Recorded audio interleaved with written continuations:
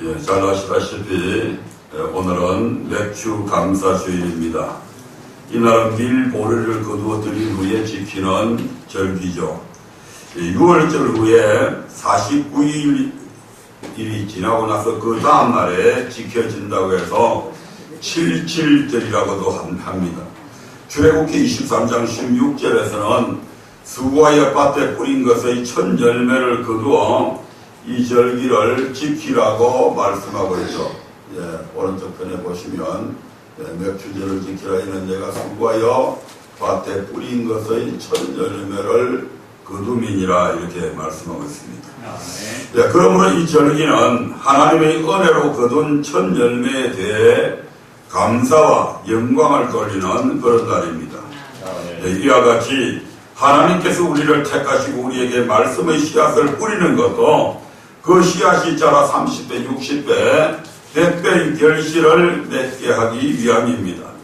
그렇다면 하나님께서 저와 여러분을 통해 가장 거두기 원하시는 열매는 과연 무엇일까? 한 율법사가 예수님께 나와 이렇게 질문을 합니다. 선생님, 율법 중에 어느 계명이 큽니까? 이때 예수님께서 뭐라고 말씀하십니까? 내 마음을 다하고 목숨을 다하고 뜻을 다하여 내 하나님을 사랑하라. 이것이 크고 첫째 되는 계명이요 둘째는 그와 같으니 내 이웃을 내 몸과 같이 사랑하라. 이 두 계명이 온 율법과 선지자의 강령이라고 말씀을 하셨습니다. 네, 또한 사도 바울도 로마 교회에 편지하기를 피차 사랑의 비대에는 아무에게든지 아무 빚도 지지 말라. 남을 사랑하는 자는 율법을 다 이루었느니라. 간음하지 말라, 살인하지 말라, 도적질하지 말라, 탐내지 말라 한 것과 그 외에 다른 계명이 있을지라도 내 이웃을 내 자신과 같이 사랑하라 하신 그 말씀 가운데 다 들었느니라. 사랑은 이웃에게 악을 행치 않으니 그러므로 사랑은 율법의 완성이라고 말씀을 하셨습니다.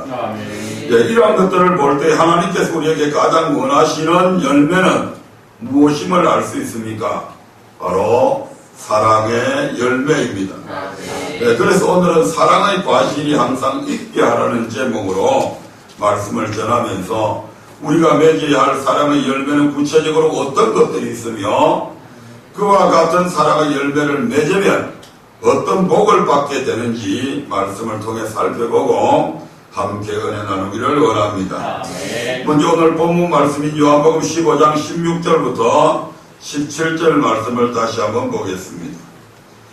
시작. 너희가 나를 택한 것이 아니요 내가 너희를 택하여 세웠느니 이는 너희로 가서 가시를 맺게 하고 또 너희 가시이 항상 있게 하여 내 이름으로 아버지께 무엇을 구하든지 다 받게 하려 함이니라. 내가 이것을 너희에게 명함은 너희로 서로 사랑하게 하려 함이로라. 아멘. 네, 예수님은 너희가 나를 택한 것이 아니요 내가 너희를 택하여 세웠다고 말씀하십니다. 네, 우리가 다른 사람보다 잘나고 똑똑해서 택함 받은 게 아니다 이 말입니다. 네, 우리가 뭐 얼굴이 잘생겨서 얼짱이나 몸짱이나 뭐 지혜짱이 돼서 가문이 좋아서 학벌이 좋아서 그렇게 해서 우리가 택하여지고 세움받은 게 아니라 바로 예수 그리스도를 주로 고백한 것이 그러한 것 때문에 그러한 조건들 때문에 우리가 택함받은 것이 아니라 하나님의 전적인 은혜로 말미암아 우리가 택함받았다고 말씀하고 있습니다. 그러면 그와 같은 은혜를 우리에게 주신 이유가 무엇이라고 지금 말씀합니까? 바로 17절에서 이는 너희로 가서 과실을 맺게 하고 또 너희 과실이 항상 있게 하여 이렇게 말씀합니다. 우리로 과실을 맺게 하고 또한 그 과실이 항상 있게 하기 위해서 세상에 있는 수많은 사람들 가운데 우리를 택하셨다는 것입니다. 그러면 그 과실은 무엇일까요? 17절에서 알 수가 있습니다. 17절 말씀 같이 읽어봅니다. 시작. 내가 이것을 너희에게 명함은 너희로 서로 사랑하게 하려 함이로라. 아멘. 사랑의 과실을 맺고 그 과실이 항상 있게 하기 위해서 우리를 택하셨다는 것입니다. 이 말씀은 무엇을 의미하느냐면 하나님의 사랑을 알고 예수를 주로 고백했을 때 우리의 마음속에 교회를 사랑하게 되고 주의 종을 사랑하게 되며 용서하지 못했던 형제들을 용서하게 되고 이웃의 잘못을 이해하고 덮어주는 이러한 사랑의 열매를 맺게 됩니다. 이것을 잘 보여주고 있는 말씀이 요한일서 4장 16절에서 이렇게 말씀하고 있는 것을 봅니다. 거기에는 보면 하나님이 우리를 사랑하시는 사랑을 우리가 알고 믿었다 이렇게 말씀하고 있습니다. 요한일서 4장 16절 말씀을 같이 읽어보도록 하겠습니다. 시작. 하나님이 우리를 사랑하시는 사랑을 우리가 알고 믿었노니 하나님은 사랑이시라. 사랑 안에 거하는 자는 하나님 안에 거하고 하나님도 그 안에 거하시느니라. 아멘. 하나님이 우리를 사랑하시는 사랑을 우리가 알고 믿었노니 여기에서 안다는 말은 지식적으로 아는 것이 아니라 체험적으로 아는 것을 의미합니다. 우리가 어떤 지식을 습득할 때 이론적으로 아는 것도 있지만 경험적으로 아는 것으로 나누어지죠. 여기서 말씀하신 것은 경험적으로 아는 것을 얘기합니다. 하나님께서 우리를 사랑하신 그 사랑을 우리가 경험해서 알고 예수를 하나님의 아들로 믿게 되었다. 즉 시인하게 되었다는 것입니다. 그러면 우리가 어떻게 하나님의 사랑을 체험했다는 것입니까? 로마서 5장 5절에 보면 우리가 하나님의 사랑을 체험하는 장면이 거기에 나오는데 바로 성령으로 말미암아 하나님의 사랑을 우리에게 찔끔 주는 게 아니고 들어 부었다고 얘기하고 있습니다. 로마서 5장 5절 말씀 같이 읽어봅니다. 시작. 소망이 부끄럽게 아니함은 우리에게 주신 성령으로 말미암아 하나님의 사랑이 우리 마음에 부음바 되리니. 아멘. 우리는 근본적으로 하나님이 어떤 분인가를 알지 못하고 하나님께서 우리를 사랑하시는지 아니하시는지 그런 것까지도 우리는 모릅니다. 사랑이 무엇인지조차도 우리는 모르는 사람들입니다. 그런데 우리가 교회에 나와서 신앙생활 하는 가운데서 하나님께서 성령을 통해서 하나님의 사랑을 우리 마음에 부어주셨다는 것입니다. 다시 요한일서 4장 16절 말씀을 한번 보겠습니다. 요한일서 4장 16절입니다. 한 목소리를 같이 읽습니다. 시작. 하나님이 우리를 사랑하시는 사랑을 알고 우리가 알고 믿었노니 하나님은 사랑이시라. 사랑 안에 거하는 자는 하나님 안에 거하고 하나님도 그 안에 거하시느니라. 아멘. 성령으로 말미암아 우리 안에 하나님의 사랑이 부음받아 우리가 하나님의 사랑을 알고 예수를 하나님의 아들로 믿게 된다는 것입니다. 아멘. 우리의 지식으로 똑똑해서 하나님을 아는 게 아닙니다.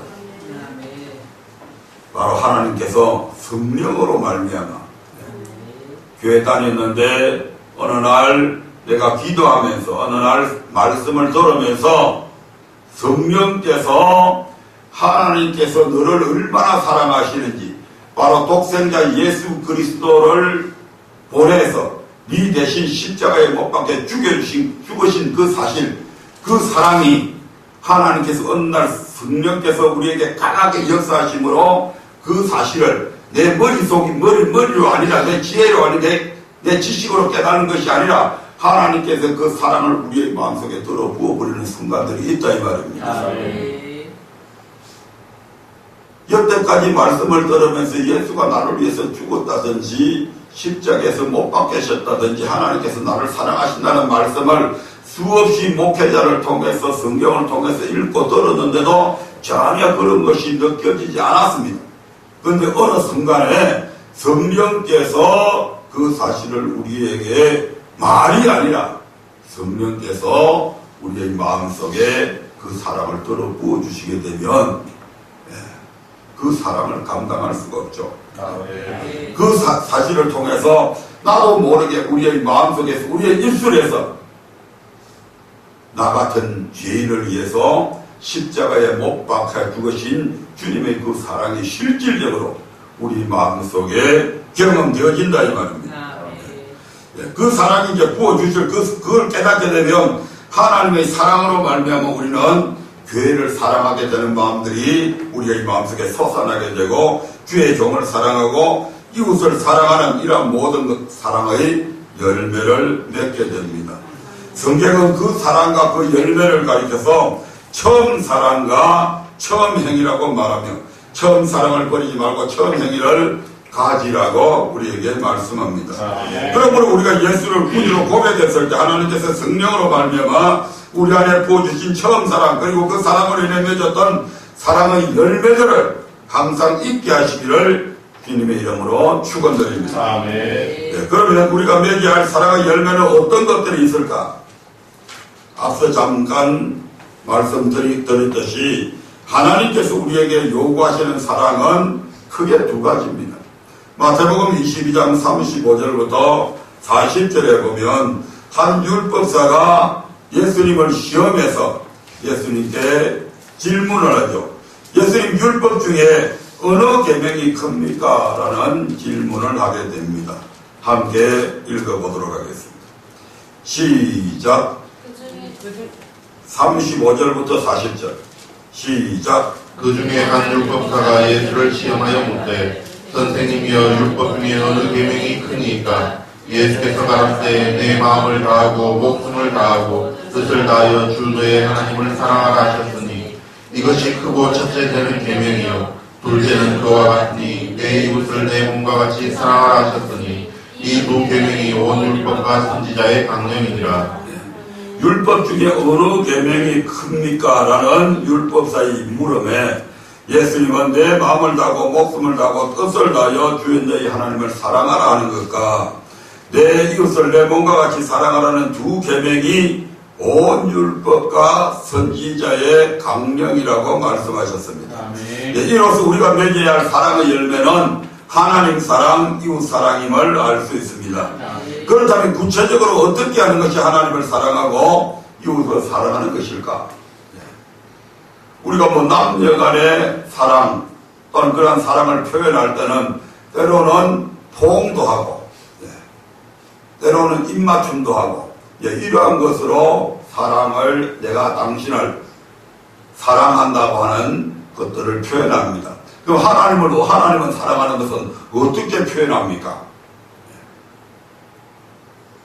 하나님 사랑해요 그러면서 막 흑공을 향해서 이렇게 막 포옹을 합니까? 그런 거 아니잖아요. 하나님을 사랑하는 것은 어떤 것이냐면 첫째로 교회를 사랑하는 것이 바로 하나님을 사랑하는 것이라고 성경은 그렇게 말씀을 합니다. 성전은 여호와의 이름과 눈과 마음이 있는 곳이다. 열왕기상 9장 3절에 보면 그런 말씀이 나오죠. 솔로몬이 예루살렘 성전을 다 건축하고 난 후에 낙성식을 하면서 하나님 앞에 간절히 기도합니다. 하나님께서 그 기도를 들으셨는지 안 들으셨는지 잘 모르는데 9장 3절에 가면 우리 하나님께서 그 솔로몬의 기도를 들으시고 이렇게 답변하시는 거죠. 열왕기상 9장 3절 같이 한번 읽어볼까요?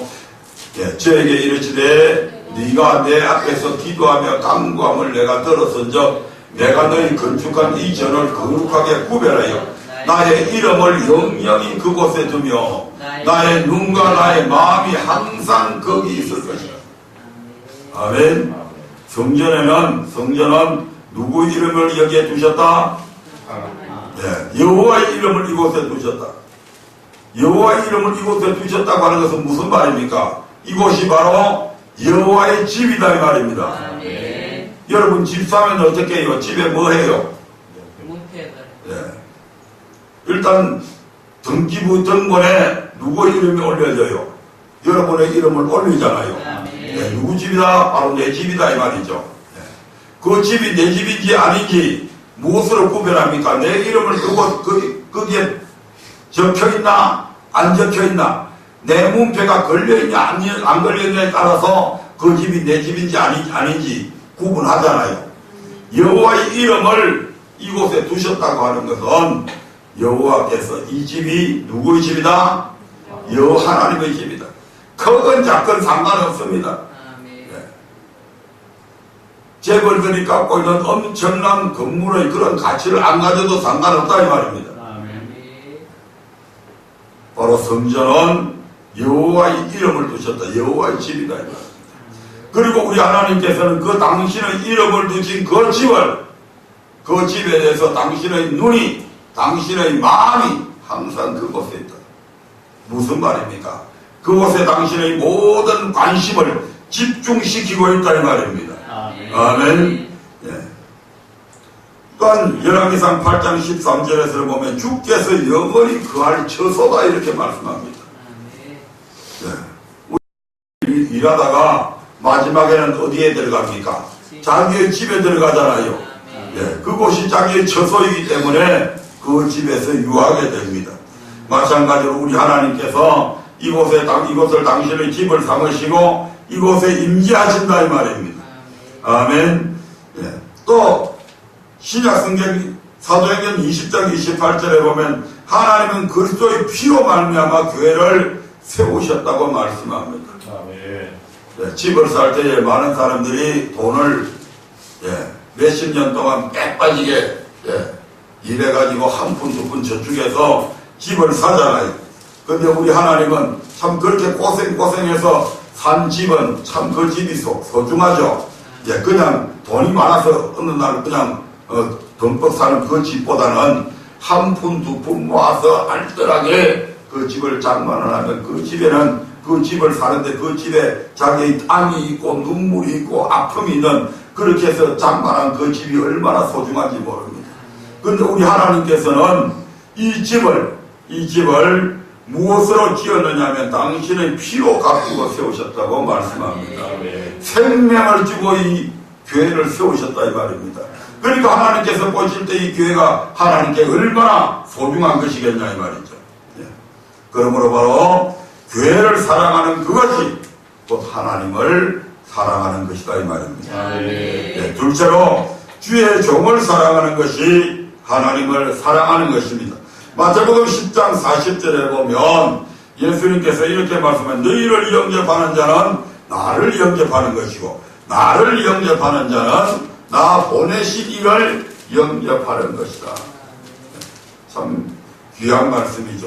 같이 한번 읽어봅니다. 시작. 너희를 영접하는 자는 나를 영접하는 것이요 나를 영접하는 자는 나 보내신 이를 영접하는 것이니라.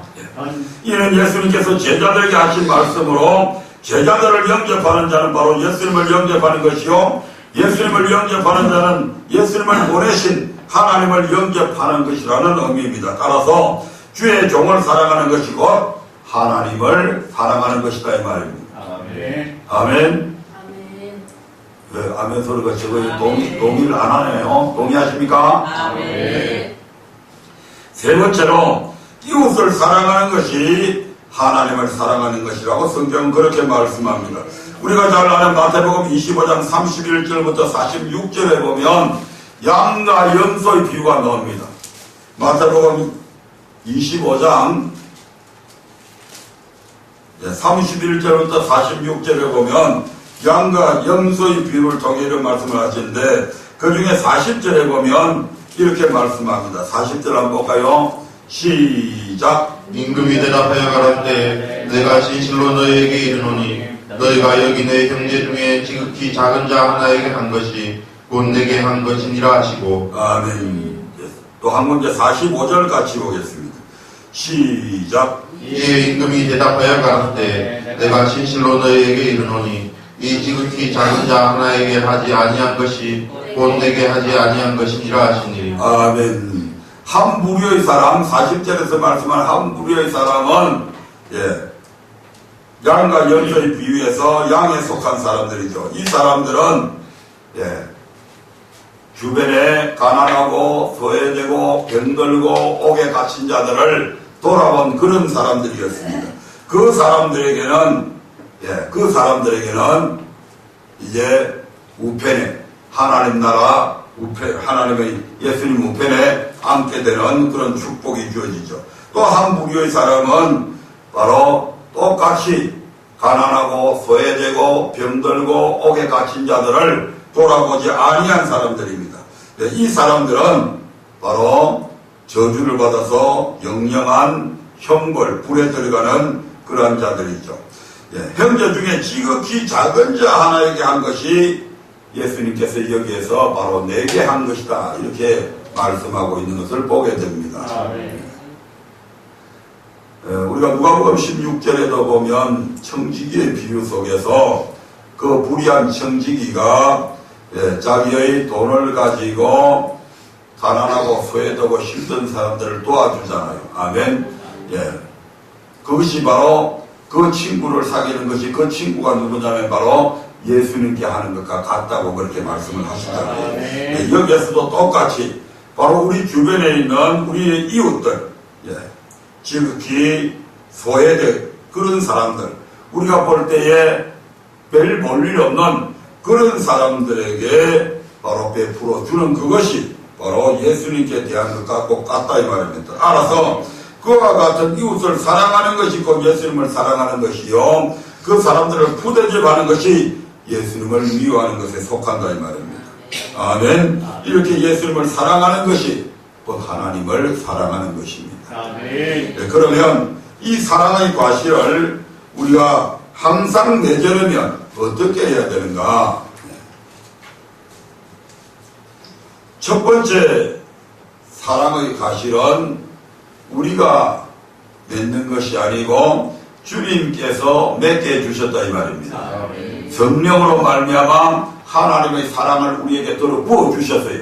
아멘. 그래서 우리가 사랑의 열매를 맺게 된다 이 말입니다. 그 성령으로 말미암아 우리에게 부음받은 그 사랑이 임하게 되면 우리의 마음속에 교회를 사랑하게 되고 주의 종을 사랑하게 되고 이웃을 사랑하게 된다 이 말입니다.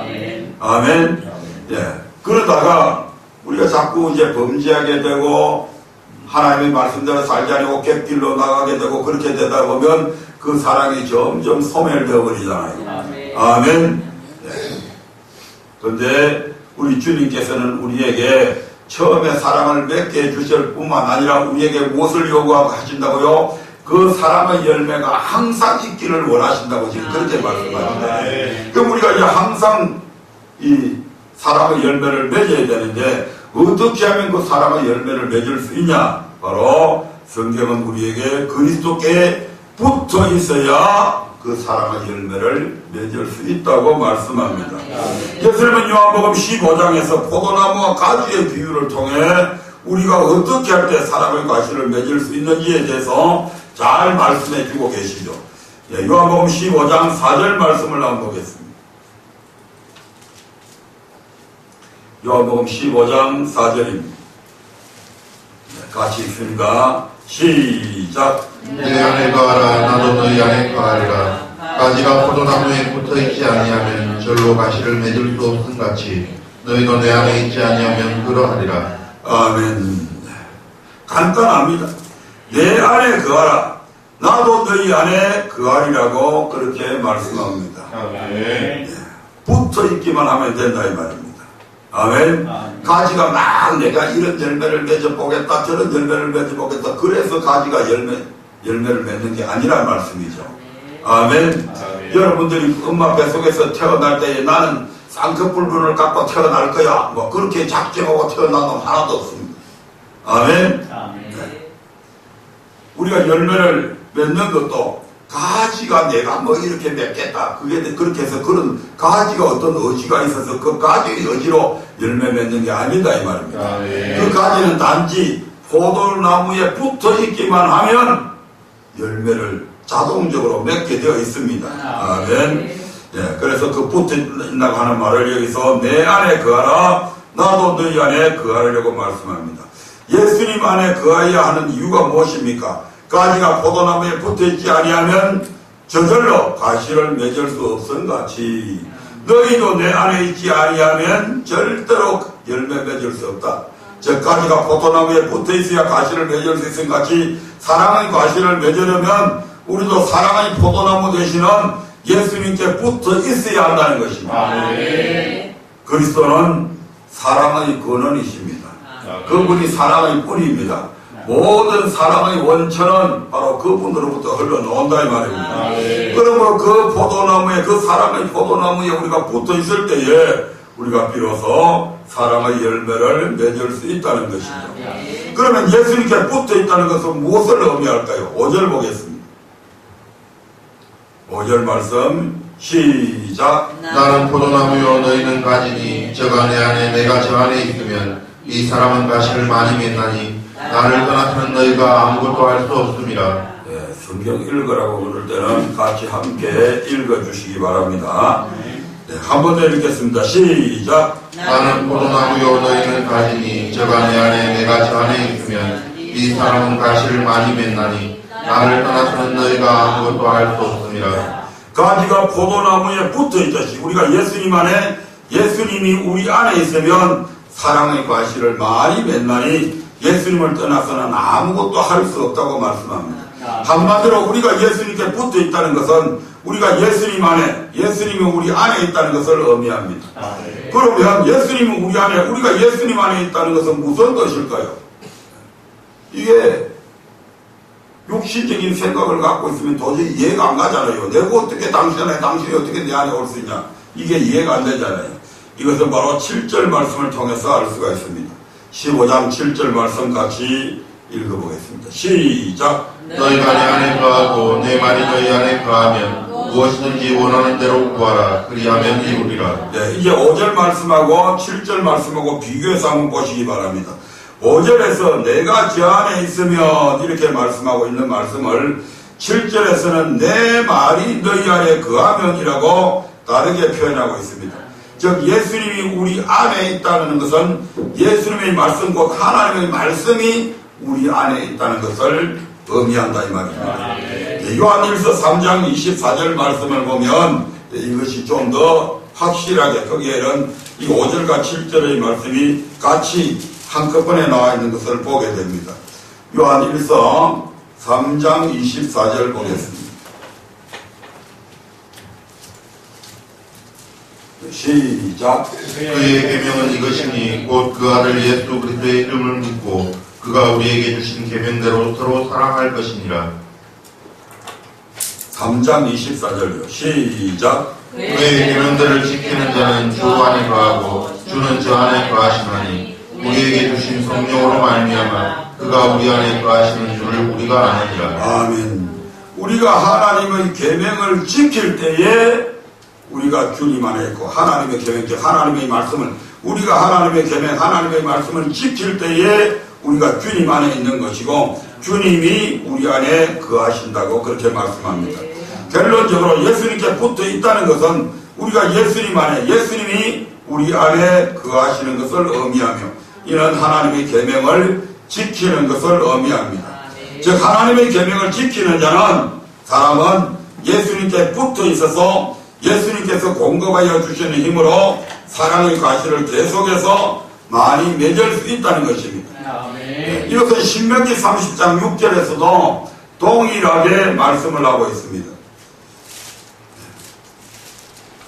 신명기 30장 6절 말씀 한번 볼까요? 신명기 30장 6절에 있는 말씀하고 2절에 있는 말씀하고 방금 우리가 읽었던 요한 1서 3장 24절 말씀하고는 동일한 말씀입니다. 30장 6절 먼저 보겠습니다. 시작. 내 하나님 여호와께서 내 마음과 내 자손의 마음에 할례를 베푸사 너로 마음을 다하며 성품을 다하여 내 하나님 여호와를 사랑하게 하사 너로 생명을 얻게 하실 것이며. 아멘. 하나님께서 우리와 우리 후손의 마음에 할례를 베풀어서 즉 세상과 막 뒤섞여 있는 우리의 마음들을 딱 잘라서 세상으로 향하는 마음은 잘라내버리고 하나님께만 향하는 그런 마음을 주셔서 아멘. 네. 하나님을 사랑하게 하고 우리에게 생명을 주시겠다고 그렇게 합니다. 한마디로 하나님께서 사랑의 열매를 맺게 해주신다 이 말입니다. 그런데 좀 더 거슬러 올라가서 2절 말씀을 보면 무조건 그렇게 해주시는 것이 아님을 우리가 알 수가 있습니다. 30장 2절 말씀 보겠습니다. 시작. 너와 내 자손이 내 하나님 여호와께로 돌아와 내가 오늘날 내게 명한 것을 온전히 따라서 마음을 다하고 성품을 다하여 여호와의 말씀을 순종하면. 아멘.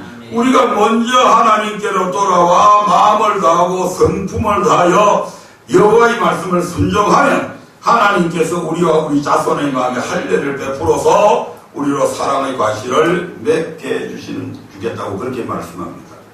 다시 말씀드리면 첫 번째 맨 첫 사랑은 우리 하나님께서 일방적으로 성령으로 말미암아 우리에게 주셨습니다. 아멘. 그런데 어느 순간에 우리가 하나님의 말씀에 불순종하게 됨을 통해서 이러한 사랑이 다 식어져 버렸다 이 말입니다. 아멘. 그런데 예수님께서는 우리에게 항상 열매 맺기를 원하시잖아요. 항상 열매를 맺어야 되는데 이제는 이것을 이제는 하나님께서 일방적으로 처음처럼 그렇게 부어주시는 것이 아니고 우리가 억지로라도 하나님의 말씀에 순종하게 되면 아멘. 여기에는 우리의 첫 번째 사랑은 우리의 의지가 필요 없었습니다. 하지만 여기에서는 우리의 의지가 필요하다 이 말입니다. 내가 하나님의 의지를 이렇게 되면 내가 하나님의 말씀대로 살아야 되겠다. 그런 의지를 가지고 하나님의 말씀에 순종하게 되어질 때에 하나님께서 우리에게 이런 사랑하는 마음을 부어주시겠다는 겁니다. 그런데 보통 잘 안 되죠. 그런데 고난을 받게 되면 어려움 속에 처해지게 되면 그렇게 됩니다. 아멘. 이스라엘 백성들이 다 잃어버리고 바벨론의 포로로 잡혀가가지고 비로소 그때 되니까 내 신세가 왜 이렇게 되었지? 누가복음 15장에서 탕자 아들이 자기 집에 편안하게 잘 살고 있을 때는 그런 걸 못 느꼈어요. 돈 가지고 나가서 허랑방탕하게 살 때도 몰랐어요. 그런데 돈도 다 잃어버리고 돼지 지역 열매로 먹고 사는 돼지치기 할 때 비로소 그것을 알고 그때부터 순종하게 되잖아요. 아멘. 근데 좀 영리한 사람들은 그 꼴 당하기 전에 미리 하나님 말씀에 순종해라 이 말입니다. 그래서 그 사랑을 회복하는 여러분 되시기를 주의 이름으로 축원드립니다. 이처럼 사랑의 열매는 가지 스스로 즉 우리 스스로 맺는 것이 아닙니다. 가지가 포도나무에 붙어 있으면 포도나무의 진액을 공급받아서 과실을 맺는 것과 같이 우리가 그리스도께 붙어 있으면 하나님으로부터 사랑을 공급받아서 사랑의 과실을 맺을 수 있는 것입니다.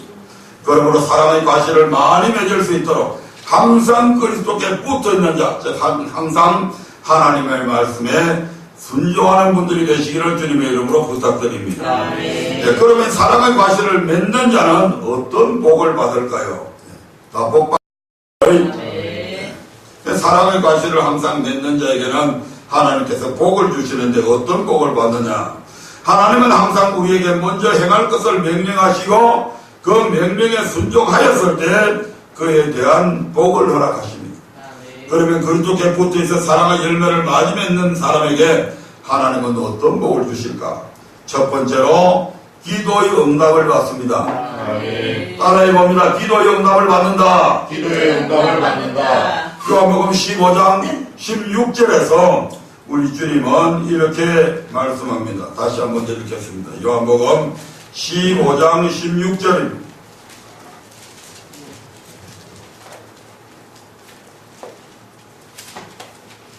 같이 읽어보겠습니다. 시작. 너희가 나를 택한 것이 아니요 내가 너희를 택하여 세웠나니 이는 너희로 가서 가시를 맺게 하고 또 너희 가실이 항상 있게 하여 내 이름으로 아버지께 무엇을 구하든지 다 받게 하려 함이니라. 아멘. 하나님께서 우리를 택하셔서 사랑의 가실을 맺게 하고 또 그 가실이 항상 있게 하신 이유가 예수 그리스도 이름으로 아버지께 무엇을 구하든지 다 받게 하려 함이라고 말씀합니다.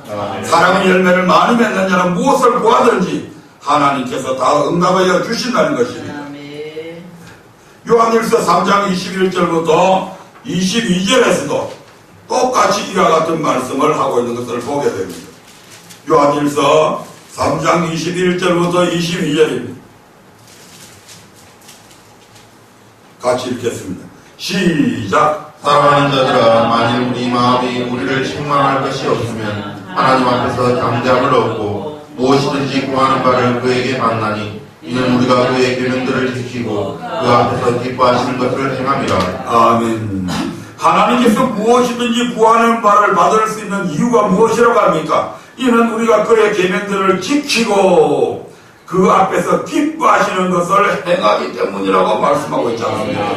그러면 여기서 그의 계명들이란 무엇을 말하는 것입니까? 23절을 한번 보겠습니다. 요한일서 3장 23절 시작. 그의 계명은 이것이니 곧 그 아들 예수 그리스도의 이름을 믿고 그가 우리에게 주신 계명대로 서로 사랑할 것이니라. 아멘.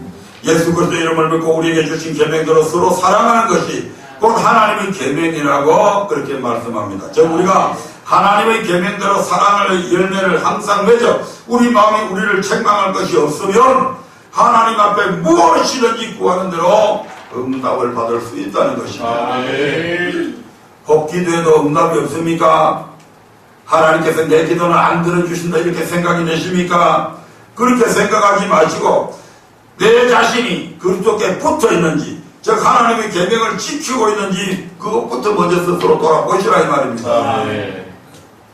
괜히 하나님 사랑 의심하지 말고 하나님 능력 의심하지 말고 엉뚱한 생각을 하고 하나님이 계시나 안 계시나 그따위 생각하지 말고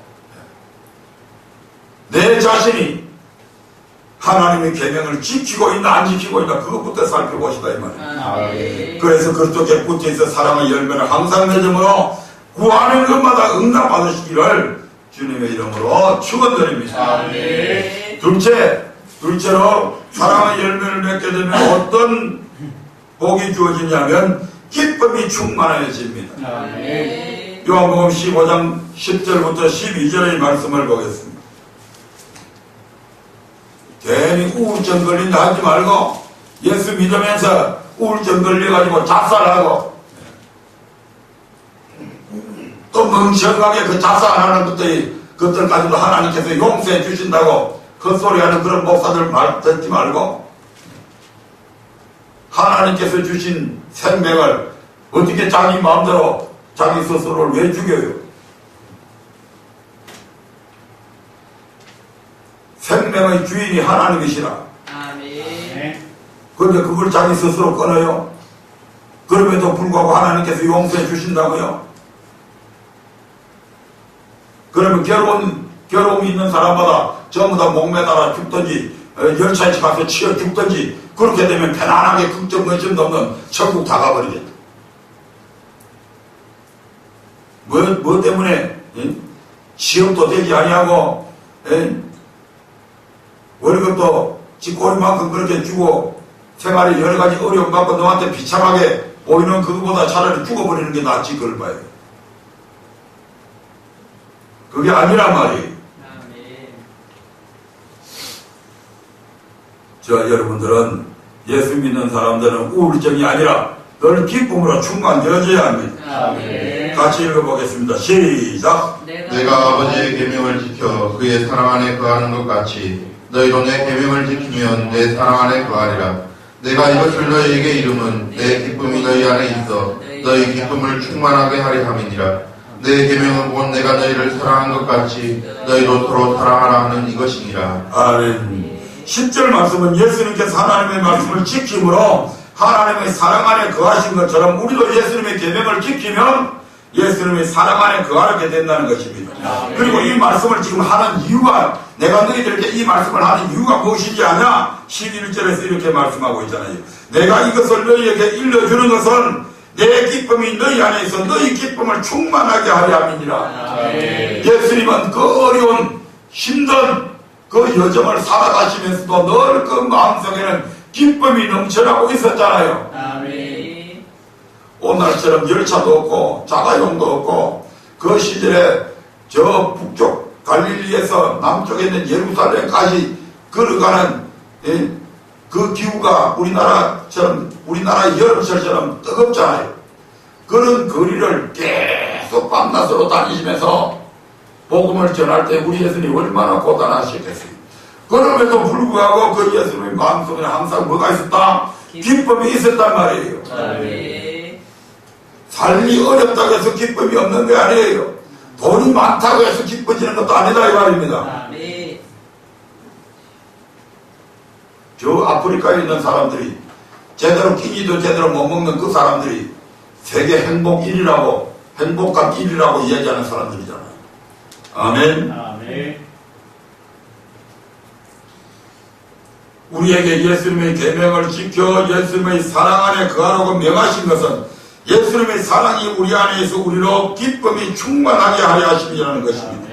12절에서 예수님의 계명은 내가 너희를 사랑한 것 같이 너희도 서로 사랑하라 하는 이것이니라고 말씀합니다. 아멘. 즉 예수님의 계명대로 서로 사랑하여 예수님의 사랑 안에 거하게 되면 예수님의 기쁨 또한 우리 안에 거하게 되고 우리의 기쁨이 충만하게 된다고 하는 것입니다. 아멘. 세 번째로 사랑의 열매를 맺게 되면 어떤 복을 받게 되냐면 예수님의 친구가 됩니다. 아멘. 좋은 사람이 춤살려고 그러면 좋은 친구 만나야 돼요. 사기꾼 같은 친구 말고 좋은 친구 만나야 도움도 받고 그러죠. 요한복음 15장 14절에 이렇게 말씀합니다. 요한복음 15장 14절 시작. 너희가 나의 명하는 대로 행하면 곧 나의 친구라. 아멘. 너희가 나의 명하는 대로 행하면 여기에서 예수님의 명령은 무엇입니까? 이 명령을 행하지 않느냐에 따라서 내가 예수님의 친구가 될 수 있고 안 될 수도 있다 이 말입니다. 아멘. 여기서 예수님의 명령은 12절에 있는 말씀이죠. 시작. 내 계명은 곧 내가 너희를 사랑한 것 같이 너희도 서로 사랑하라 하는 이것이니라. 아멘. 예수님께서 우리를 사랑하신 것과 같이 우리도 서로 사랑하라고 하십니다. 그리하여 사랑의 과실을 항상 맺으면 우리는 곧 예수님의 친구라는 것입니다. 아멘. 그러면 예수님은 친구된 우리에게 무엇을 해주실까요? 14절부터 15절의 말씀을 봅니다. 친구된 우리에게 무엇을 해주시는지 시작. 너희가 나의 명하는 대로 행하면 곧 나의 친구라. 이제부터는 너희를 종이라 하지 아니하리니 종은 주인의 하는 것을 알지 못함이라. 너희를 친구라 하였노니 내가 내 아버지께 들은 것을 다 너희에게 알게 하였음이니라. 아멘. 우리가 예수님이 명하는 대로 행하면 명하는 대로 사랑의 과실을 항상 맺으면 우리는 곧 예수님의 친구가 됩니다. 우리를 그때부터 주님께서는 우리를 종이라 하지 않으신다고 합니다. 그리고 종은 그 주인이 하는 것을 알지 못합니다. 누가 종에게 주인이 자기 할 일을 중요한 계획을 일일이 종한테 설명하는 그런 주인은 없습니다. 아멘. 어떤 사람에게 그런 비밀스러운 얘기를, 그런 중요한 얘기를 누구한테 하느냐? 바로 사랑하는 자에게 한다 이 말입니다. 아멘. 사랑하는 자는 예수님의 친구이므로 예수님께서 아버지께 들은 것을 다 저희에게 알게 하신다고 말씀을 하십니다. 그러면 예수님께서 아버지께 들은 것은 무엇을 말합니까? 요한복음 17장 8절에서 우리 주님은 아버지께 들은 것을 제자들에게 다 알게 해주시는 것을 보게 됩니다. 같이 한번 읽어보겠습니다. 시작. 나는 아버지께서 내게 주신 말씀들을 저희에게 주었사오며 저희는 이것을 받고 내가 아버지께로부터 나온 줄을 참으로 아오며 아버지께서 나를 보내신 줄도 믿었사옵나이다. 아멘. 예수님은 아버지께서 자기에게 주신 말씀들을 저희에게 곧 제자들에게 주었다고 합니다. 따라서 요한복음 15장 15절에서 아버지께 들은 것이란 바로 하나님의 말씀을 뜻합니다. 즉 예수님의 명령대로 사랑의 과실을 항상 맺으면 우리는 예수님의 친구가 되고 예수님은 그런 우리에게 하나님께 받은 모든 말씀을 가르쳐 주신다는 것입니다. 하나님의 말씀을 이해할 수 있다는 것, 들을 수 있다는 것, 이건 대단한 겁니다. 아멘. 많은 사람들이 왜 서울대를 가려고 그럽니까? 하버드를 왜 가려고 그럽니까? 거기에 가면 세계 최고의 학자들이 거기에 있잖아요. 아멘. 왜 워런 버핏이라고 하는 사람이, 투자의 귀재라고 하는 워런 버핏이라고 하는 사람이 강연을 하면 왜 세계 곳곳에서 수많은 CEO들이, 수많은 사업을 경영하는 사람들이 왜 수백만 원을 들여서 그 강연에 왜 참석하려고 합니까? 바로 그를 통해서 어디에 투자해야 될 것인가? 지금 이 시대에 어디에 투자를 해야 제대로 사업을 경영할 수 있을까? 그거 돌리고 가잖아요. 아멘. 하나님이 사람이 가지고 있는 이런 어떤 해박한 어떤 특별한 사람이 가지고 있는 그런 지식들, 그걸 듣기 위해서도 수많은 사람들이 목을 메고 거기에 참석하고 합니다. 근데 인간이 하나님의 말씀을 들을 수 있다는 것, 전능자의 말씀을 들을 수 있다는 것, 최고의 지혜자의 지혜이신 하나님의 그 지혜로 말씀을 들을 수 있다는 것, 그리고 그 지혜자의 말씀을 듣고 이해할 수 있다는 것, 이건 엄청난 축복이다 이 말입니다. 그 말씀 바로 듣고 바로 이해하게 되면 그게 모든 성경 속의 모든 복이 하나님의 사랑이 은혜가 여기에 다 들어있잖아요.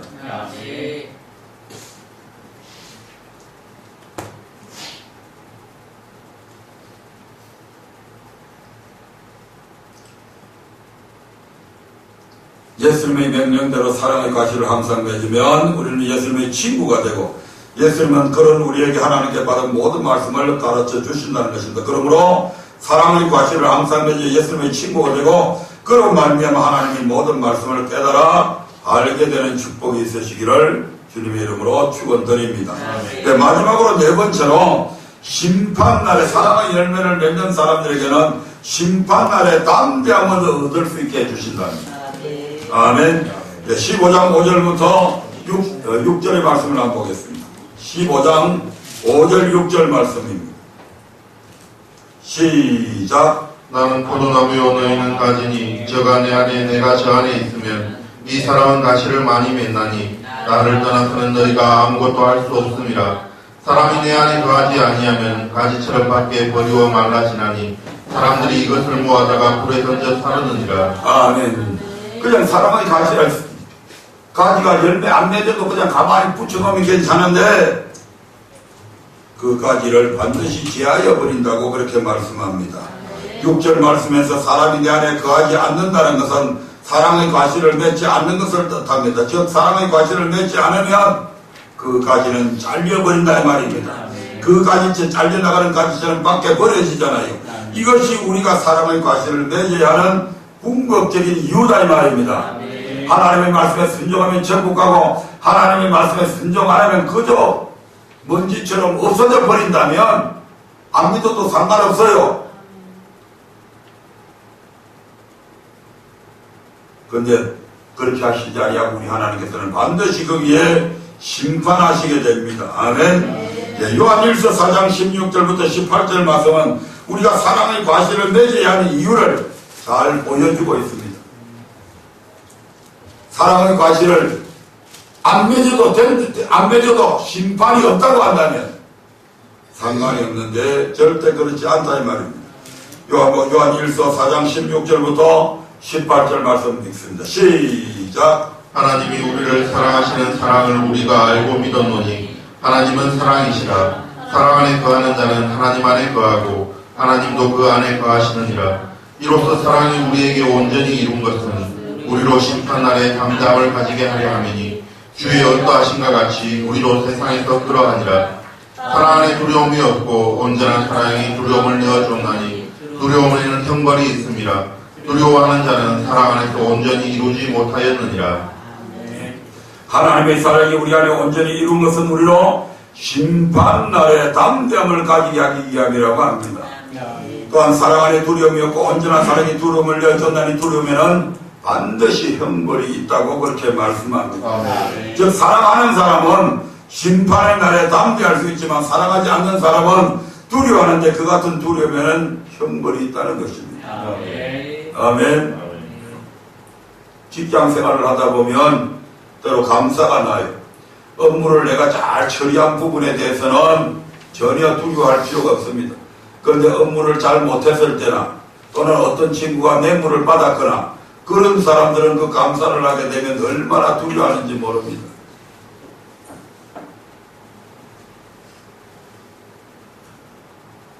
그 선생님들이 조금 간담이 적은 것 같아요. 그래서 감사 조금 심하게 하면 선생님들이 많이 자살을 하더라고요. 세상에서 이런 감사받는 것도 두려워가지고 자살해버리는 사람들이 있습니다. 그런데 어떤 사람들은 아직 재판도 시작도 안 했는데 검사 앞에서 조사만 받다가도 자살해버리는 사람들이 있어요. 재판정에 딱 들어가면 거기에 판검사가 다 있고 변호사도 다 있고 있잖아요. 재판받기 위해서 거기에 가면 그 앞에서 안 떨 사람 아무도 없습니다.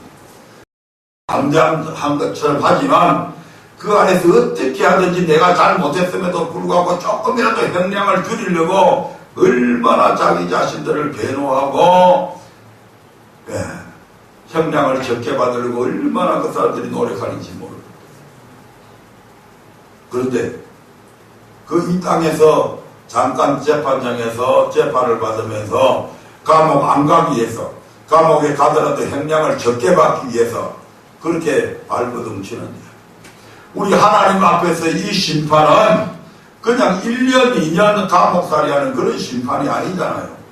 영원한 천국과 영원한 지옥에 가는 그 심판이잖아요. 그런데 그러니까 그 앞에 딱 서게 되면 우리 하나님께서 우리에게 우리의 지나간 날들의 모든 삶을 영상처럼 쫙 오르게 만들어버립니다. 그러면 스스로 뭘 알아요? 내가 뭘 잘못했는지, 내가 지금 지옥 갈 건지 천국 갈 건지 스스로 알게 된다 이 말입니다. 그러니까 그 필름처럼 쫙 돌아가게 만들 때에 내가 지옥 간다는 걸 벌써 자기 스스로 주님께서 보여주실 때 그거 알게 되는 그 순간에 얼마나 그 사람들이 두려워 떨겠냐 이 말이에요. 그러니까 사랑의 열매를 맺지 않는 사람들은 그 앞에 벌써 딱 서게 되면 이건 사실난무털도 떨 수밖에 없는 거예요. 그러니까 열매를 맺지 않는 사람은 두려움이 있다고 그러잖아요. 그 대신에 사랑의 열매를 맺은 사람들은 담대함을 얻습니다. 왜? 자기가 비록 그런 많은 죄를 지었지만 주님께서 그걸 용서해 주시다는 것을 알고, 아멘. 그리고 하나님의 말씀대로 이제 살았기 때문에 그 마음속에 자신감이 있잖아요.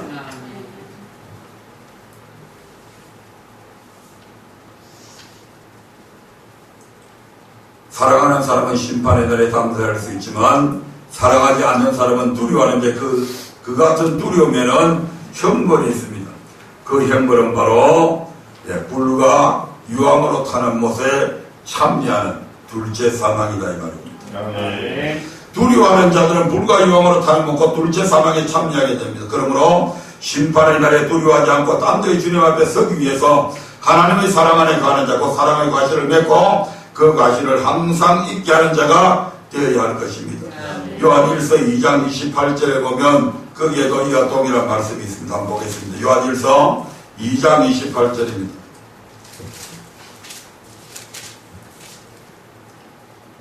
같이 읽습니다. 시작. 자녀들아 이제 그 안에 거하라. 이는 주께서 나타내신 바 되면 그의 강림하실 때에 우리로 담대함을 얻어 그 앞에서 부끄럽지 않게 하려 함이라. 아멘. 자녀들아 이제 그 안에 거하라. 주 안에 거하라고 합니다. 이는 하나님의 말씀 계명 안에 거하라는 것이며 그의 계명은 바로 사랑입니다. 그러므로 주 안에 거하라는 말은 결국 하나님의 사랑 안에 거하라는 것입니다.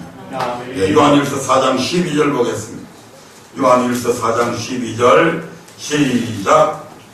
어떤 때나 하나님을 본 사람이 없으되 만일 우리가 서로 사랑하면 하나님이 우리 안에 거하시고. 다시 처음부터 4장 12절 시작. 어느 때나 하나님을 본 사람이 없으되 만일 우리가 서로 사랑하면 하나님이 우리 안에 거하시고 그의 사랑이 우리 안에 온전히 이루느니라. 아멘. 하나님을 본 사람은 아무도 없습니다. 하지만 하나님은 사랑이시기 때문에 우리가 서로 사랑하게 되면 하나님이 우리 안에 거하시고 그의 사랑이 우리 안에 온전히 이룬다고 말씀합니다.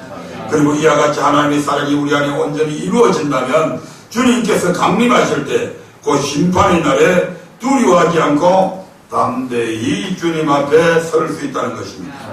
말씀을 맺겠습니다. 이상으로 오늘 몇 주 감사절마다 하나님께서 우리에게 가장 원하시는 열매인 사랑의 열매에 대해서 우리가 지금까지 살펴봤습니다. 오늘 본문 말씀에서처럼 우리가 예수님을 먼저 택한 것이 아니라 예수님께서 우리를 먼저 택하여 주신 것은 사랑의 과실을 맺고 그 과실이 항상 있게 하기 위함이었습니다. 예, 우리가 맺어야 할 사랑의 과실은 첫째, 교회를 사랑하고, 두 번째로 교회의 종을 사랑하고, 셋째, 우리의 이웃을 사랑하는 것입니다. 우리는 이와 같은 사랑의 과실을 맺기 위해서 항상 힘써야 합니다. 그러면 어떻게 할 때 이와 같은 사랑의 과실을 맺을 수 있다고 했습니까? 가지가 포도나무에 붙어있지 아니하면 절로 과실을 맺을 수 없은 같이 우리가 그릇독에 붙어있지 아니하면 절로 과실을 맺을 수 없으며 그릇독에 붙어있어야 많은 열매를 맺을 수 있다고 그렇게 하셨습니다. 그리고 하나님의 말씀에 순종하는 것이 바로 그릇독에 붙어있는 것임을 말씀을 통해서 지금까지 배웠습니다. 즉 우리가 하나님의 말씀에 순종할 때 하나님께서 공급해 주시는 사랑의 능력으로 사랑의 열매를 항상 맺을 수 있다는 것입니다.